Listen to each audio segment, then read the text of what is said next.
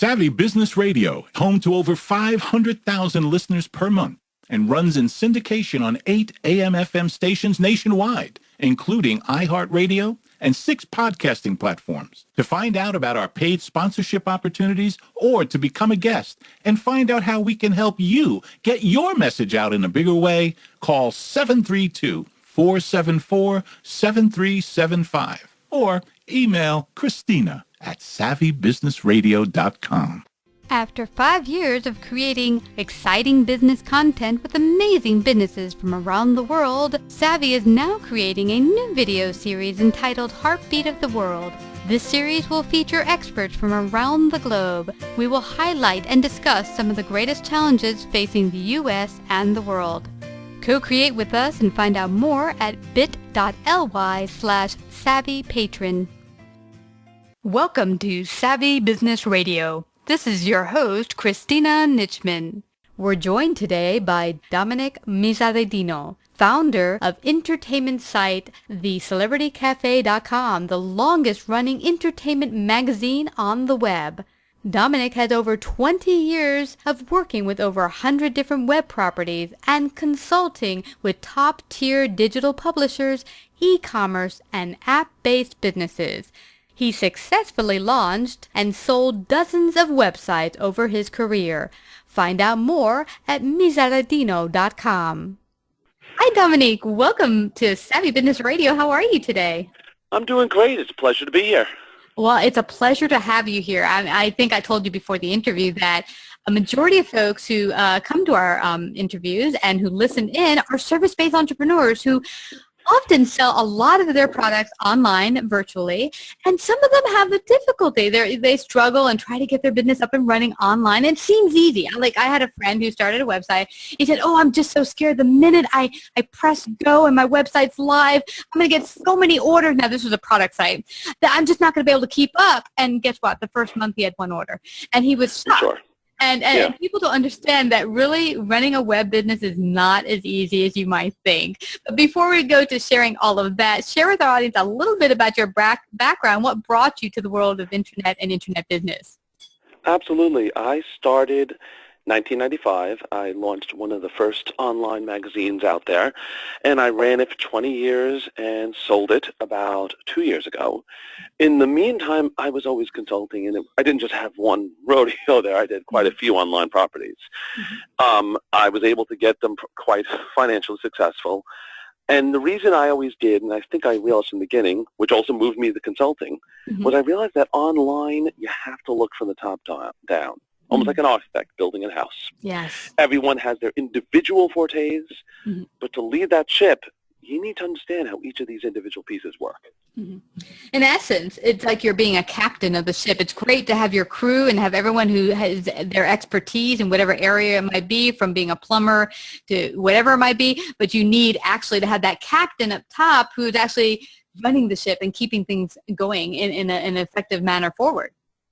Absolutely, and that's actually kind of most of my consulting business. Mm-hmm. There are basically, I find, 2 types of clients I have. Mm-hmm. One type of client will call me and say, effectively, you do it for me. You Mm-hmm. do it, you call me when you're done, and that's Mm-hmm. fine. So Yeah. I will run everything under the sun, and they will be, so to speak, the top of the food chain.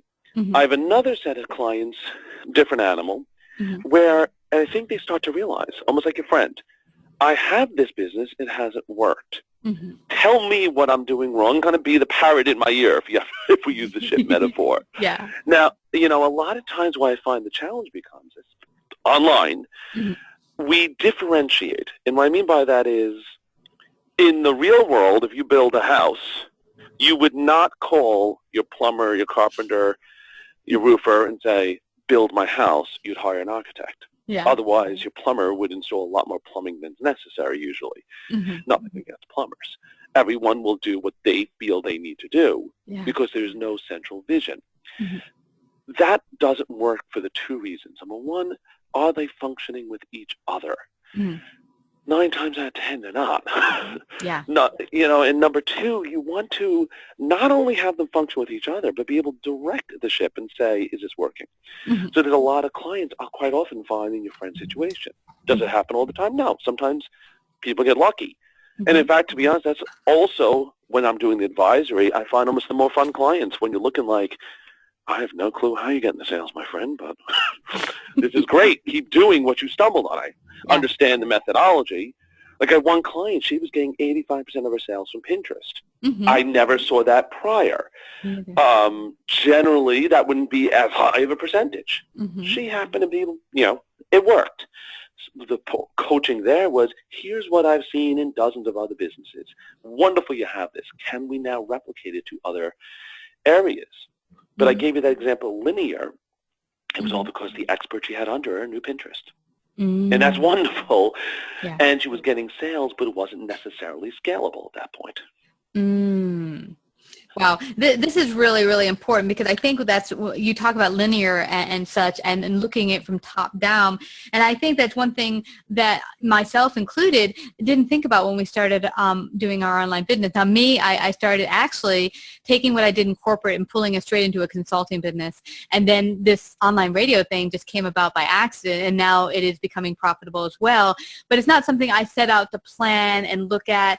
But what I found interesting when we talked at the beginning of our interview, you mentioned that some people say, oh, I'm doing fabulous. We have all this marketing going out. I have 600,000 views or listeners or whatever. And then you come to realize that actually they're not really click-throughs, or they're not unique visitors, or they really didn't check not the reporting, but just the content to say, is this valid or not valid? What's working, what's not working? And then decide where to go from there. I could say not even 9 times out of 10, even higher than that. I'll look at a client, and they don't have that. I mean, I can tell you the story of the client whose content was stolen, another client who is really fringing on copyright law. One client, he bought 100,000 visits, and literally all of it was Moldinky. And the stories go on and on. The challenge I always say is, in your captain metaphor is head on. If you've never sailed a ship, what makes you think you could be captain? Now, that does not mean, and that's where it's different. You know your product in the sense, you know your radio show. But once you move that concept to online, it's maybe the metaphor is you're now suddenly captain in an environment you have no clue. You don't know how to fly the ship or sail the boat. Yeah. Exactly. And that the challenge and the pains I've had, fortunately, the clients, but they always come after the disaster, after they've outsourced to a firm in this. Like my favorite client recently was spending $1,000 a month on SEO work. Whoa. And okay, great. And first I wrote one article. I wrote a few blogs. You can see on my sites, Dyslexia Media or Miserandino.com, and one of them is SEO is BS. But fine, you're spending $1,000 a month. And I said, simple question, is your Google traffic up? Oh, yes, it is. I said, okay, let's look a little deeper. Secondary question, you only ship to the U.S., is that correct? Yes, I do. Is your Google U.S. traffic up? Well, I never looked that deep. It's not that deep. Your Google U.S. traffic is down. Your Google Ukraine traffic, for some strange reason, is up. Wow. Do you ever ship to the Ukraine? No, I never do. So you spend $12,000, every month, $12,000 a year for the past 2 years, and you've literally had 0 results for it. Wow. And, and it kind of leads almost why I always laugh the next thing, which I think is why very often I think SEO is a big issue. They still throw it to mysticism in the sense, my social media girl says this is working. My SEO guy says this. My SEO girl says that. And you're looking going, well, that's great, but here's the reality. And that becomes a challenge because the next level to that is, do they believe you? Do they want to believe you? Yeah. I mean, think about if you have to be willing to say, oh, no, I've lost $12,000 a month, but I want to know why. I want to turn the shit around. So what I laugh all the time, I'm selling reality, and reality is not sexy. Reality is scary. You're not calling, but that's the problem. So I'll be in meetings and say, here's where it's wrong. Here's what we can do. And sometimes you get people who are going, yeah, but he says this will work. Great, show us the numbers and facts. It hasn't worked prior. Yeah. Tell me why advertising $1 gajillion on this new app you've never heard of makes any, Yeah. Let's see that. That's not really as sexy, I joke. The bigger sales at times, actually a buddy of mine did an experiment, and I found it fascinating. He just blasted out to millions of marketers to advertise on his site. Mm-hmm. It's read by millions and guarantee sales of 4,000% and blah, blah, blah, blah, blah. He had sales up the wazoo. Wow. People they love the dream, but no. I love the dream. The funny part of the whole story is the site had no visits. He purposely had no visits on it. He did it as an experiment. He wrote back to each one with a, hey, idiot, the site has no reads. Why did you do this? And he used it as a marketing call. Turns out in his case, people were just upset they were tricked. Uh-huh. But it kind of illustrated something important to me, that people jumped on the dream. They didn't question it. They said, it's the biggest site on the planet. Let's go. I mean, he was saying things that were purposely ridiculous. Wow. And marketers were jumping. It's the largest, in this case, it was a financial site. It's the largest financial site, bigger than Wall Street Journal. He just launched it a week ago. At the most basic, you would look and say, you launched it a week ago. Are you sure this thing is bigger than the Wall Street Journal? I mean, it's a crazy thought. But yes, he had requests for money. And that, to me, is the online challenge. Without that knowledge, a marketer here is best. Let's go running for it. Wow. That's why I'm looking at different angles saying, but let's question this. Well, let's think of reality here if we get that. I love the question. And this is great for everyone listening, because I've heard of a lot of business owners who now are successful, but they've had a lot of pain in pain and growth pain, in having bad experiences with just that, people promising the moon, stars, and everything to them, and it turned out to be pretty horrible. And I've had the same thing happen when someone said, I'll do your website and make it spectacular. It turned out to be really horrible.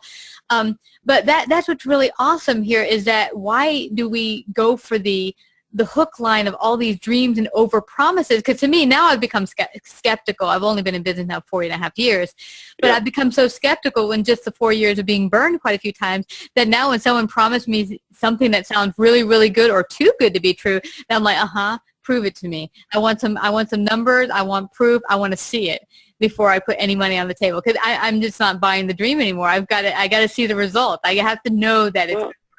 I think that's the nature of online. In the sense, Facebook was started out of someone's bedroom. Twitter was started out of a garage and all these stories. Your friend who makes a blog and he's made $1 billion. I want to make sure it's clear. Those things do happen. But it's kind of like American Idol in the sense you have one winner. Hooray.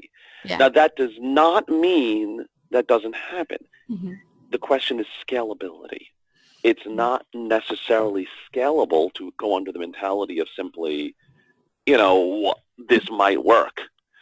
So, that's constantly my focus, is saying, let's look for scalable. Okay. But, it's almost the equivalency, I always joke, eating your vegetables.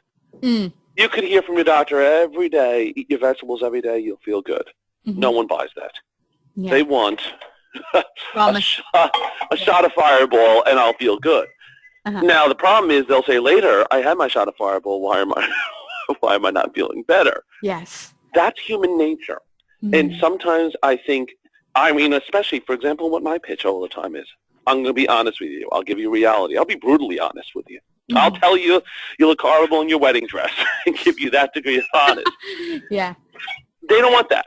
You want to have someone walk in the store as a human being in general and say, you look fabulous. You look best you've ever looked.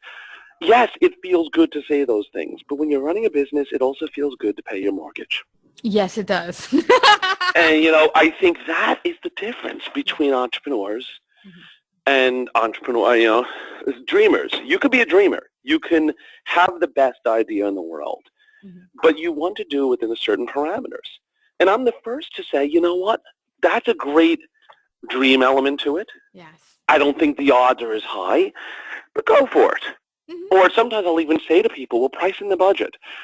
That doesn't make any business to me. Yeah. But you know what? You're spending $10,000 in marketing. If you can spend $500 for X, Y, and Z, I'm not going, good for you. Let's keep in mind. Could it work? Sure.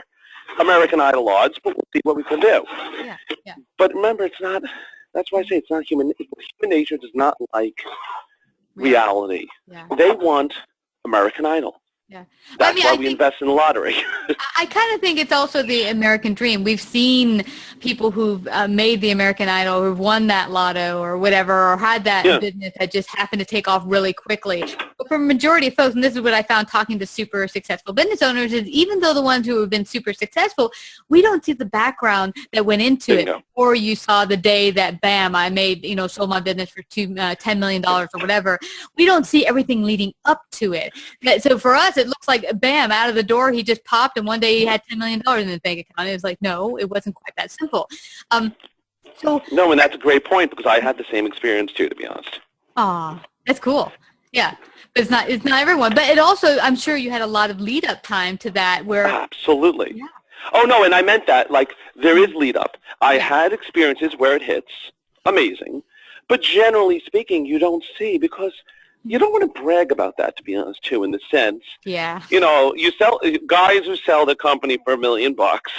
I'm not going to look, and that's not part of the celebration to say, hey, I worked for the past 7 years to get here, and I made an average of $1 an hour when you average it out. Yeah, exactly. It's not great. It's not as sexy of a story. People want to hear success. They want to hear everything's going wonderfully. Yeah. Now, mind you, you work towards I've always worked, and I sometimes will do our best to hit that overnight success odds. Mm-hmm. You, of course, want that for the client. Mm-hmm. That said, odds. Nobody should guarantee you online you're going to hit $1 million of sales by next month. Mm-hmm. Yes. But what you do is say, we're going to work towards that. Here's the efforts that I feel will take that will give us X degree of growth. Mm-hmm. Will I guarantee it? No way in heck. Mm-mm. You can't. And I like one thing I just quoted to a client, his social media, I have an email from this client where the social media gal was quoting Vine as a great means to marketing. And she wanted to hire, quote, Vine influencers. Well, Vine went under already. Yeah. Now, I'm not against the idea, but I was saying that's not a business plan. That's an idea. Mm-hmm. Let's make a business plan and strategy. Mm-hmm. Part two of that, of course, is when you're online, you make your business plan strategy, and you change it 2 weeks later. You change it 4 weeks later. Yeah. Beyond flexible. Stuff happens. I had this one client. Fortunately, we did about 14 different roads. One of the roads, it hit out of the ballpark. All the things kicked together. Mm-hmm. I said, you know what? We're going to still do the others because some of those might kick too, and those are more long-term. Mm-hmm. I don't want to have your eggs in all one basket, but let's keep going. That one that hit it. Mm-hmm. That's amazing. It hit it well, and let's keep going. Yeah. And you mentioned when you say that it's not sexy to talk about the reality. There's consulting clients. I had one guy who I turned down to work with, and he was willing to pay me a lot of money, but I saw he was $750,000 upside down. And he was not willing to make any changes. He wanted to do things just as he kept doing them, but magically I'm going to come in and make everything different. I'm like, listen, if you're not going to change your processes, fire a good portion of your crew because they're not working or not qualified, then we have nothing to do here. You are going to go down, and you're going to go down fast. So, but if you're willing to make changes and do what I'm willing to do, and you're at the top with your finance, he wasn't willing to look at what money's going out and what money's coming in. You got to look at both sides of the equation. He's like, well, I just pay the bill when they're about to shut it off. I'm like, no. So, yeah. So, but I mean, now tell me, you said that it's kind of a fascination. People just want to hear the sexy. How do you break through to that to reveal the reality to people when they don't want to hear it? How do you do that? It's funny. It's a combination of who you know. Combination of who you know in the sense, hey, Dominick, so-and-so referred me and said you could be real. So you're having that first portion. Mm-hmm. The second portion of the equation to me is, I saying when the client wants to hear. You're not going to teach the pig to sing. The client at times, when they're calling you up and they're telling you, I have the best social media influencer, and you look at the numbers and it's opposite. It could be an uphill battle. I have a client last year that it was a total, I'm looking, here's your stats, here's your numbers, here's reality. They did not want to hear it. Mm-hmm. They just wanted to hear what they were doing was right. Mm-hmm. And I'm laughing going, why'd you call me then? Yeah. Because you obviously needed something. Obviously, the direction of your business is heading one direction, and you wanted to go the other way. Mm-hmm. Now, that's not hard. But, also at times, and you get this a lot where the client is saying, your reinvestment now, and that's the worst part, is when you investing now will yield later. Mm-hmm. But the fantasy online, I should say fantasy, it does happen, but again, not American Idol odds, I joke. Mm-hmm. You're going to put $100 and make me $50,000. Yeah. No. You know, that's also why at times my biggest challenge I always make to SEO guys. Mm-hmm. You know, oh, if you do this, it might work. I'll get you up in the rankings. Call me in 2 years and we'll see where we're at. Mm-hmm. Well, no, that's not really a plan of action to hope you got up there. What if you got up there on your own? What if the guy did absolutely nothing? Mm. And you find that there's an unknown quality to it. Yeah. Doesn't mean it doesn't happen, but we work online more so, I think, than any other business where we have a fantasy element. If you had a restaurant and no one was going in the darn store, you wouldn't call the most popular girl in town and bet all your money on her. You would say, that social influencer, the most popular gal in town, maybe she could bring in sales. I'm not going to dedicate 55% of my resources towards it. Why is it when, you know, on brick and mortar, and that's actually why I have it in the background of my website, old typeset for printing. And I have a nice photo of this, and I show to kind of get across to people that the concepts of business are the same. The tools that get there can be cutting edge as ever. So like I'm constantly aware the latest changes on Facebook or the latest changes on Google, the latest X, Y, and Z. And there's tools we'll use that might have launched last week. But the mentality and the methodology is still, is this functioning for the business? Unfortunately, that's not online usually. Online usually 99% of the time you'll talk to consultants it's the newest thing. Well, that's wonderful. I'm thrilled it's new. Is it generating you sales? Will it generate you sales? Do you think it might or has a shot at generating you sales? Yeah. You know, you have to, I think, why we approach online, we're approaching it differently. We're approaching it fantasy as opposed to reality. Maybe let's give a little more reality, a little old school to the new tools. And then one does not by any means mean exclude. You know, I mean, for example, I'm training myself constantly in whatever is new. And I'll even call my team and say, I don't know this one. You got to get me to full speed on this. Whatever this new app is that everyone this or doesn't matter. You're always. And you're looking and saying, what is happening now? The market changes every 3 weeks, every 3 months. Yeah. You know, so it's a combination of using those two. Yeah, and to realize that it's ever flexible. Business is ever growing and flexible, and you have to be willing to grow and move with it. It's interesting, though, that you mentioned that people will go about online and not see it the same way as brick and mortar, and I think the reason is that it's not as visible. Like you go into a store, everything you see. You have a whole store full of products, and they're not moving. Well, you can actually see that with your eyes. You can see that business is not happening. But online sales, well, you should be able to see it because if you're not making people go to your PayPal and put down money for whatever products or services you're selling online, it should also be an indication. But for some reason, as you say, people just see it as like a non-reality. Like, oh, I'm doing fabulous, even though you haven't sold any online products at all. Now, for anyone getting started, say there's a new business owner who says, I'm going to start my new online coaching business or my new online products. What is the one thing they have to know getting out of the gate as far as running an online business? I say, if you're not hiring someone who knows how online works, learn it yourself. Look at it in the sense of the architect, where everyone knows their skill set, your SEO and your whatever it is, but you got to know it to some degree to manage them. You would not do it in another business. You wouldn't have a restaurant and say, I know nothing about cooking, but I hired a chef. I don't even know how food tastes, but I'm going to hire a chef. You can't do it. You have to have someone in there. So as long as you start to approach an online business from that mentality, where you're saying, you know, it's not an answer. The website will cost $50 million and because of reasons. That's not an answer. Maybe a guy could tell you, and then you have to sit there and say, I'm going to find maybe someone like Dominick who will tell me, but I'm going to learn it myself. So maybe it's a small scale, and you say, I'm going to launch a WordPress site, and I'm going to see. And, you know, it's a different, just where I practice what I preach, sometimes there's times I will do the get down and dirty myself. Just for fun, I installed a site for a client myself because I didn't trust the problems. I wanted to verify it, saying, What's going on? So I went in, installed myself, and I timed how long it took me. And I went back to the developer and said, it took me 2 hours. You tell me. I'm not mistrusting you. How are you reporting 6? Where are we going? So I'll even frequently recreate scenarios. I actually just did that for a current client. I said, here is a scenario. Let's recreate it and test it. But you can do that too. You can go on Facebook and say, I'm going to trust my Facebook ad, but I need to understand some degree. I'm going to try launching my own ads. I'm not going to do it. Maybe I'm not going to that point. I'm going to trust them to run the ads, but I still need to understand how and why. Yeah, I mean, yes, that's what's keeping me in business, but I think there's enough skill set out there to at least start towards a mentality of saying, if I'm going to sail a ship, I know something. But, you know, we use the restaurant metaphor, and I think that's pretty applicable. You have people starting restaurants. Some restaurants amazingly succeed. Some don't. But the difference here is I don't often know people starting restaurants who never tasted food. Yeah. That's the difference.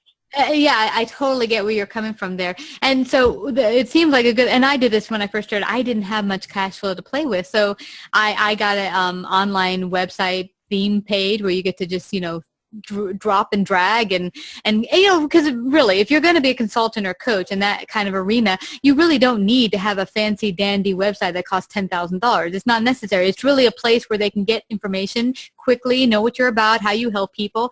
It doesn't need to do every fangle dangle thing out there, and really conserve your money, because what I've heard from some people is they're going out there and they're getting, you know, fancy software packages and websites and business cards. I'm like, dude, you need to go out there and start making sales. You need to start going out there and getting the clients. And I think that's one thing that people kind of push against when they start an online business. They kind of have this fantasy that, you know, the clients are just going to come knocking on their website and just give them money in their lap without them trying to do any effort.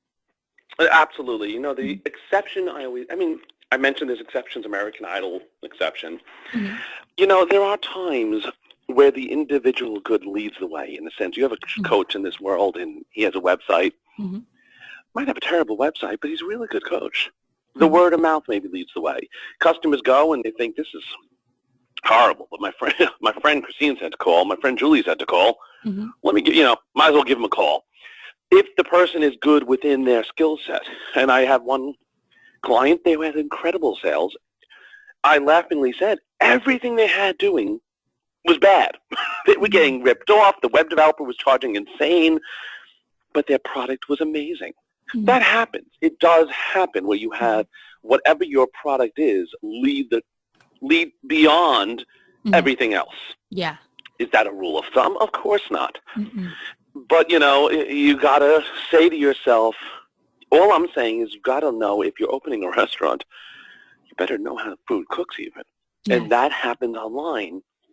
Unfortunately, that's your product. That's your market. Now, if you don't, and that's why I get calls where, Dominick, I just need you to run the whole darn thing. Not only create the website, get the traffic to it. You call me, and every month I hope to see 10 leads to my coaching business and hope to have it grow by X month, and here's my investment. You handle it all. Sometimes that model makes more sense, and then you say, hey, it's been 3 months. It's working great. Let's ramp it up. No, it's not working great. Let's close shop, so to speak. But instead, to me, that's how, mind you, people open restaurants. They open a restaurant, say, here's my manager, here's my chef, here's my wait staff. They're doing it. I have a dream. I want to open the best barbecue spaghetti shop in the world. That's good for you. Follow your dream. And then you hire the people to do the job. You know, that's unfortunately online. They simply go and say, I've never tasted this food, but I'm going to just go for it and see how it goes. You know, there's so much to think about. You know, who is the market you're talking to? Are you talking to the right people? Are you even selling a product online that people even need, want, and desire? In my neighborhood here, it's a wonderful neighborhood. We both know. We talked about it before the interview. There's a new Russian bakery that opened up. It's been open 2 months, no one in it. No one. And I thought to myself, what made them think to go to an Italian neighborhood and open up a Russian bakery? And you know what I mean? I mean, it could have worked, but there's a lot involved to pay attention to. Getting the neighbors revved up and excited about, ooh, Russian pastry. What's that like? Let's give a few samples out to the neighbors and let them try it. Converse with them, connect with them. But they're really not doing that. They're just sitting in the shop every day, talking amongst each other, but not meeting and connecting with the neighbors. So, I mean, and that's a live version, but that's what people do online as well. They're like creating this product that they think people will want, but then not really connecting with the outside world and saying, is this something that will really benefit the market? Do people need it, want it? Can they use it? Is it valuable to them? So I've seen that. I've seen it actually a lot in publishing too. Yeah. I have a lot of clients who have websites, blogs, and they're saying, and I say to them all the time, if a tree falls in the forest, and there's nobody, and that's the same thing with your business. You have the best written story on the planet. Because in a sense, the converse is also happening. You'll read reports very frequently, people starting fake news sites because they know it will go viral. This article that came out, Macedonia is and this is pretty current news, where Macedonia, there's a village where they have tons of Trump websites where they say, oh, we're making it up, but we know this will go viral because the Trump supporters are so anti-mainstream. The Trump fans are so anti-mainstream that they will share and read whatever we produce. Doesn't mean to be accurate. They'll just share it. Well, and vice versa on the other side of the news. I mean, that's why people think, oh, I read it online, therefore it's true. And that comes with medical stuff. Oh, I heard this, I probably have this disease. And doctors like, yeah. That to me is a great example. I mentioned the medical too. It's the opposite end of what you said, but just as true. I mentioned things linear. The medical, and the reason all the fake news site will work or whatever is because they know the marketing end. The content side of that multilinear equation we're talking about, the content would be non-existent. I wouldn't trust medical advice from like happylarrymedical.com. His website might be terrible. He knows the marketing. So he knows how to share it all around the world and people are eating it up. That's the equivalent online. People don't realize you need to have all of them working, all the cylinders working, SEO, marketing, blah, blah, blah, blah, blah, writing content, business, ads, and there's enough out there. Yeah. Some of them are only 5-minute efforts. Some of them are, 5 people, 40 hours a week efforts, depending on the business. Who knows? But know how to run your business. Don't go into online saying, well, I assume it's going to work. Yeah, I know exactly. And if you are struggling in the area and can't figure out how to get all the pieces together, you want to give Dominick a call today at Miserandino, Miserandino. The company name is Dyslexia Media, DYSLEXI Media.com. Miserandino, correct? Miserandino, you got it. Love it. I love that name. It's so beautiful. Oh, thank you very much. It was so good talking to you. I had a fabulous time. Thank you so much for sharing your great wisdom today on Savvy Business Radio. Thank you so much. Welcome to the Racing to Success Minute with Nadine Lajoie.